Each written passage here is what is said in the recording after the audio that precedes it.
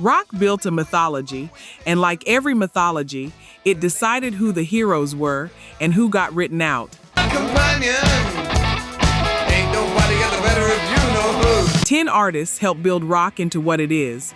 Their identities were hidden, weaponized, used for commercial gain, and then scrubbed from the official version when the industry found them inconvenient. Ground control to Major Tom. This is the list the history books still skip. We are getting into it. Took away your problems and your life. How do you remember me? Number 10, Tom Robinson. Ain't no use setting up. Before you tell me you've never heard of him, that is exactly the point. That is the whole argument. It is 1976. Robinson is standing in front of a crowd at the London Gay Pride March, singing a song he wrote himself.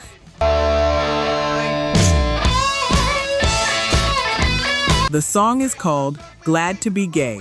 Homosexuality is still illegal in Scotland and Northern Ireland. If two men hold hands in public anywhere in the UK, they are committing an offense called gross indecency. He sings it anyway. Well, there ain't no route you could choose to lose the two of us. The following year, he forms the Tom Robinson Band. In 1977, they score a UK top 10 hit with 2468 Motorway. They are working. They are real. Then, 1978, the band releases Glad to Be Gay on an EP, and I need you to hold this detail for a second. 2, 4, 6, 8, never too late. It enters the UK chart at number 18. The people vote for it, and BBC Radio 1 refuses to play it on the chart show. A woman in the BBC library puts a physical sticker on the record that says it is not to be played. That sticker stays there for years. Motorway sun coming up with the morning light. John Peel ignores it and plays the song anyway. On Capital Radio, listeners voted number 1 for 6 consecutive weeks. Same song, 2 different institutions. One erases it, one broadcasts it, and the people have already made their choice clear. 2, 4, 6, 8, never too late.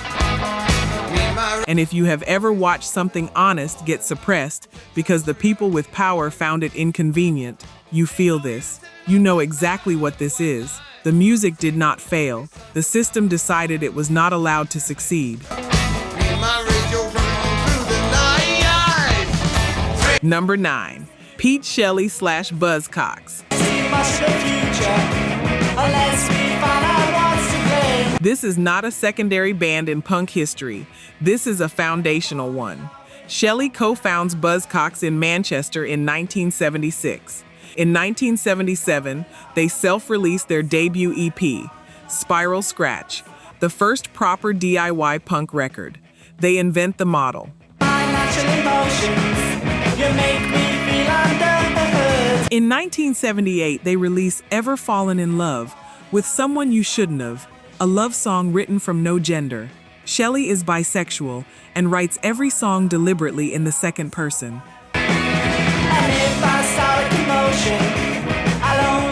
I tried to be as gender neutral as possible, he says later, because I could use the same song for either sex. Green Day, REM, Pearl Jam. All of them named the Buzzcocks as foundational. Follow this. In 1981, Shelley releases a solo single called Homo Sapien, an explicitly gay electropunk anthem. It charts in Australia and Canada. In the US, it reaches number 14 on the dance chart, and BBC Radio 1 bans it.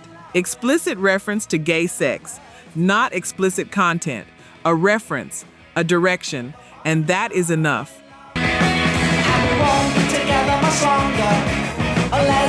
This is the second entry in a row where an openly queer rock artist makes a record, the people respond to it, and the BBC bans it.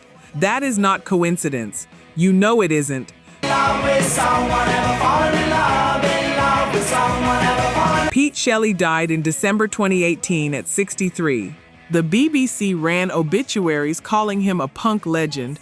Most of them forgot the bisexual part. The same institution that had banned his record ran those tributes without a note of irony. The band that invented independent music, the man who wrote love songs for everyone, the system that decided what he was allowed to say about himself. Real talk, only 9% of you are subscribed. That hurts. We're spending hours digging through archives, fact-checking every detail, bringing these stories back to life. And if you're watching this far, you clearly care. So hit subscribe. It's free and takes 2 seconds. Now, to my subscribers, barely any of you have joined the membership. And honestly, that stings even more. You know the work we put in. You keep coming back. If these videos have ever made you feel something, if this music means something to you, join the membership. It's $1 coffee a month and it's the only way we keep this going. Let's build this together. All right, back to it. Number 8, David Bowie. 3, 2, check ignition. I need to separate what you know from what actually happened, because these are not the same story. January 1972, Bowie tells Melody Maker, "I'm gay, and always have been, even when I was David Jones." He says it before Ziggy Stardust, before he is the biggest rock star of the decade. He says it anyway, when he drapes his arm around guitarist Mick Ronson during Starman on Top of the Pops later that year. A generation of queer kids watching their parents' televisions feel something crack open that has never been opened before. Then 1976, Playboy. He updates the record. "It's true, I am a bisexual," he says, "but I can't deny that I've used that fact very well. I suppose it's the best thing that ever happened to me." You've really made the grade. And then 1983, Rolling Stone, Kurt Loder. These are Bowie's exact words. "The biggest mistake I ever made was telling that Melody Maker writer I was bisexual. Christ, I was so young then. I was experimenting. That just changed something. I know it did." This is ground control to Major Tom. 1983, the AIDS crisis is beginning. People are terrified. The most visible queer rock figure in the world publicly recants the identity that a generation had built their sense of survival around. That is what that timing means. Take your protein pills and put your helm. Bowie's entire visual language, the androgyny, the boundary collapse between gender and glamour, was absorbed by rock and metal for 50 years. It became the aesthetic of genres that would have run from the man who gave it to them. He lent rock something it kept, and when keeping it got complicated, he took his name off it. Number 7, Skin/Skunk Anansie. Just because you feel good. If you are outside the UK, there is a genuine chance you have never heard either of these names. That gap is not an accident. Here tonight, want you. London, 1994. Skunk Anansie forms. The front woman is a black, gay, shaved-head woman from Brixton named Deborah Dyer, who performs as Skin, the first black woman to front a metal rock group. Melody Maker describes her as a solar system. Director Catherine Bigelow watches them perform and says they will blow people away. Doesn't make you right. 1995, debut album Paranoid and Sunburnt. 1996, Stoosh goes gold in multiple countries. Kerrang names them Best British Live Act. 1999, Post-Orgasmic Chill. Over 5 million albums sold. European festivals headlined. Hope you're feeling happy now. And then America, the country that decides which British acts become global. They do not break through. U.S. radio looks at a band fronted by a gay black woman playing heavy political rock and decides it does not fit any format it already owns. Having a black, female, gay lead singer was completely different than all the other bands, Skin writes in her memoir. Me being the face of a rock band made a lot of people uncomfortable. In 2023, King Charles III awards Skin an OBE.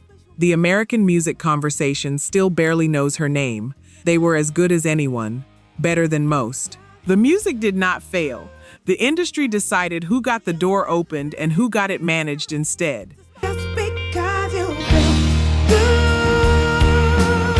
And the next entry is where it turns, because the next artist did break through in America, and what she had to do to get there, and what the industry tried to claim credit for once she made it, is a different kind of reckoning entirely.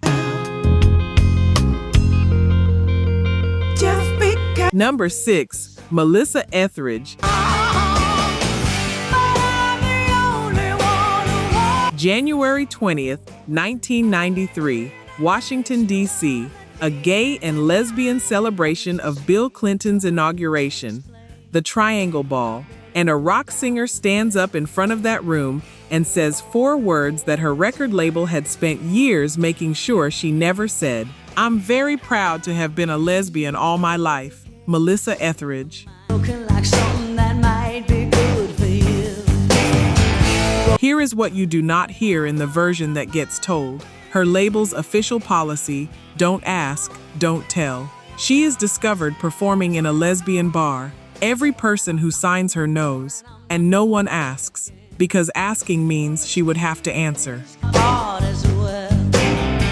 Tonight you told me that. A journalist once interviews her and publishes the piece with every they and them changed to my boyfriend. She opens the magazine and sees a version of herself that does not exist. The industry managed her silence, and she maintained it until the night she decided she was done. She calls her label the morning after the Triangle Ball. Hey guys.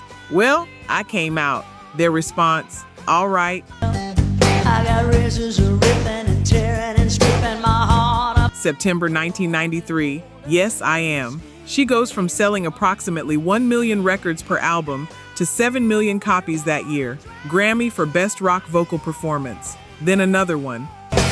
Her eyes and arms and skin won't make it go away. The same industry that had quietly suppressed her honesty for years discovers that honesty is commercially viable.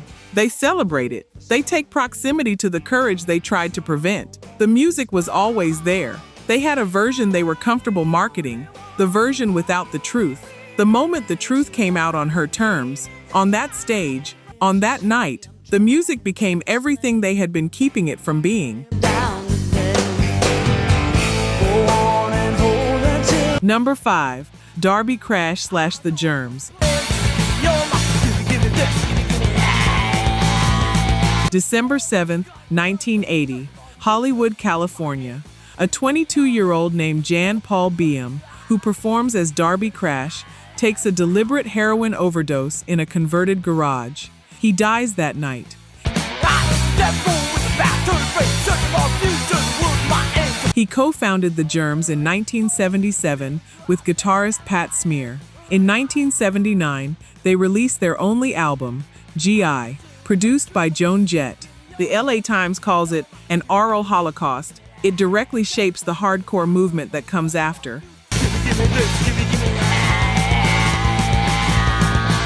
Crash is openly gay. His final note is addressed to his bassist. My life, my leather, my love goes to Bosco. Crash had a plan. He called it the 5-year plan. Form a band, make noise, release one great record, die young and let the legend build. He executed it almost exactly. The following night, December 8, 1980, Mark David Chapman shoots John Lennon outside the Dakota in New York. And I need you to take a second with that. Whatever column inches Darby Crash might have commanded disappeared in 24 hours. The music world had a different icon to mourn. Outside the small world of LA punk, Crash's death barely made a sound. Rock history filed him under footnote. Pat Smear, who co-founded the Germs with Crash, who built that music alongside him, later becomes a member of Nirvana, then Foo Fighters. His name is everywhere. The man who gave him the band is still a name most rock fans have never encountered. This is not a casualty of bad timing. This is a casualty of who rock decides is worth recovering. The gay punk icon whose death was buried by a larger story. That is not an accident of history. That is a choice history made. Number 4, Jane County. Born Wayne Rogers, Georgia, 1947. She arrives in New York City in 1968.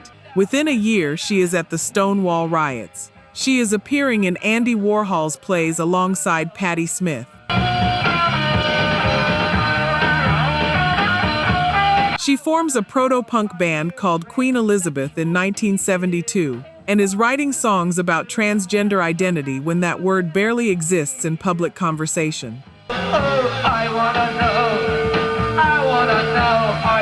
By 1974, Wayne County and the Backstreet Boys are playing CBGB and Max's Kansas City regularly. Record Collector has documented that it is Queen Elizabeth, County's earlier band, not Television, who were the first band to play CBGB in 1973. I don't give a damn! I wanna know. She moves to London in 1977 and forms Wayne County and the Electric Chairs. The Police opened for her on a 1977 tour of Holland. The pianist on one of her early singles is Jules Holland. She has been cited as an influence on David Bowie, the Ramones, Lou Reed, and Iggy Pop. Bowie's management company, Main Man, signs her. Her 1974 stage show is later cited as an inspiration for the Diamond Dogs tour. In 1979, County changes her first name from Wayne to Jane. She becomes the first openly transgender rock performer in history. Not in punk, in rock. The whole genre, first. This is the pattern. Every name on this list gave something foundational to rock music. The establishment absorbed what it could use, then it erased the person who gave it. County's ideas moved through Bowie, through the Ramones, through the venues where punk was born, and the name that started the chain is still a name most rock audiences do not know. Number 3, Laura Jane Grace / Against Me. This is where that pattern runs directly into the 21st century. Because nothing has been resolved, the timeline is longer than we thought. Grace founds Against Me in Florida in the late 1990s as a teenager. They build a following through the 2000s in punk and indie rock. Their 2010 album White Crosses reaches number 34 on the Billboard 200. That is their most commercially successful record to that point. What nobody in that music press cycle is prepared for, what Grace herself has not yet said aloud to anyone, is that she has experienced gender dysphoria her entire life. She calls it her earliest memories. By late 2010, she is secretly checking into hotels alone, writing a new album dressed as a woman, about being transgender, still telling no one. In February 2012, she tells the band. In May 2012, she tells Rolling Stone. She is one of the first highly visible punk musicians to publicly come out as transgender. She is 32 years old, and she says this about the decision: either I'm going to kill myself or I need to address this. That is not a metaphor. That is a statement of survival. In 2014, Against Me releases Transgender Dysphoria Blues, a punk album that puts gender dysphoria on the table without apology, without metaphor, without asking the industry for permission. It becomes one of the most critically acclaimed punk albums of the decade.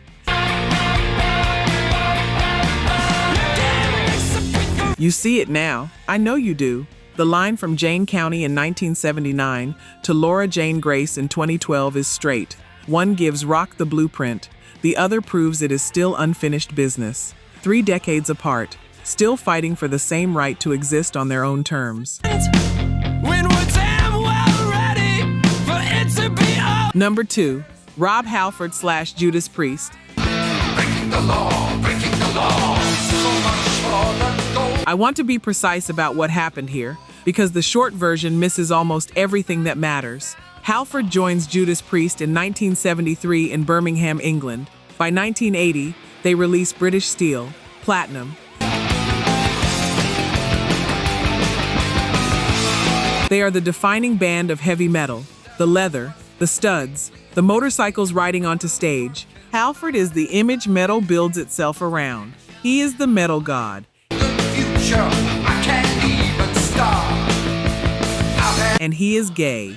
The band knows, management knows, the instruction, be discreet. I couldn't go to clubs, I couldn't go to bars, he says later, because it was suggested, don't do that, because paparazzi might get you, and we'll have to do a cover story. Breaking the law, breaking the law, breaking the law. He goes back to his hotel room after every show. He does this for 25 years. February 4th, 1998, Halford is at MTV in New York, promoting a side project called 2 Woo, 6 years after leaving Judas Priest. Midway through a casual interview, he says a phrase he does not plan to say.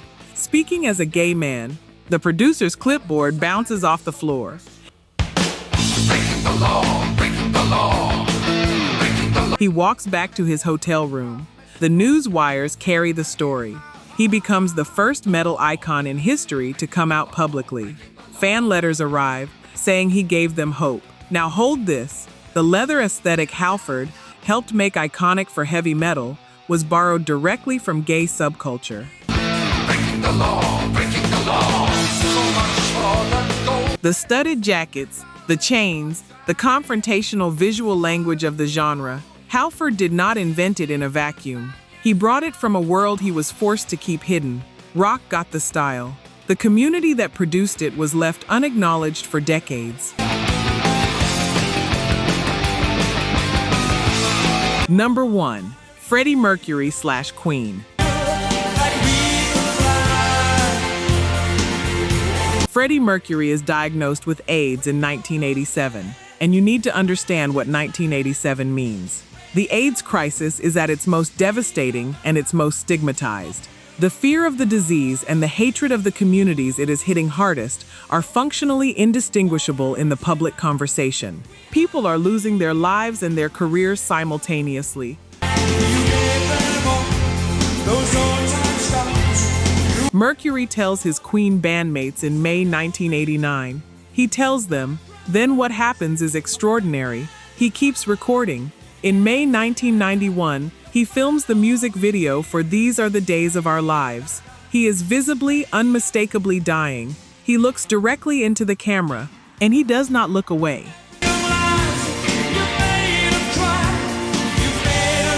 The British tabloids have been running stories for years. Mercury and his team deny it publicly. He has a reason. He knew that if he announced it, Brian May says later, his life would become a circus, and he would be prevented from going about his business, which was making music.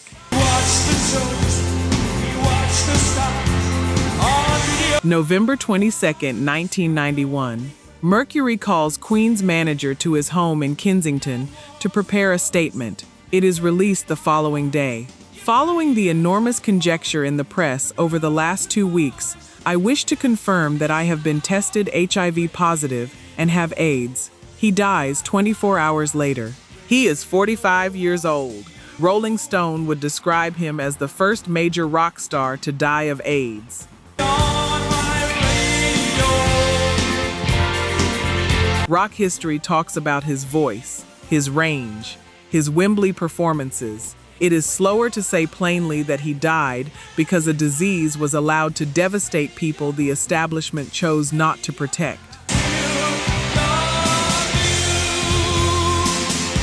And that the silence around his illness His own silence, imposed by the cost of honesty in that era, is as much a part of his story as anything he ever recorded.